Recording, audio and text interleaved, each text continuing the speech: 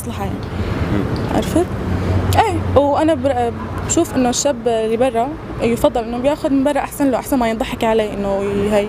هلا ما عم بعمم انا بشكل عام انه عم اقول انه كلهم هيك يعني. ايه بتعرفي قصة صارت هيك إنه صبية ضحكت على شاب بأوروبا؟ ايه، هلا صايرة القصة هي من قرايبي، من رفيقتي.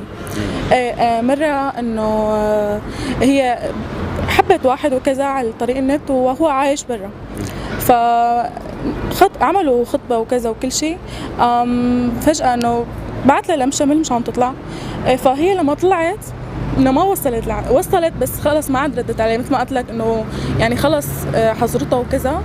ايه فالقصة كتير ما بعرف يعني بتحسها مزعجة. هو حاول يتواصل معها هذا الشاب وما قدر له؟ ايه حاول كتير، هو بحبها يا حرام كان كتير وما صار نصيب يعني، ما عاد ردت عليه. بس هاي اسمه يعني ما بعرف شو بدي اقول لك عليها. طيب برأيك شو اللي بيخلي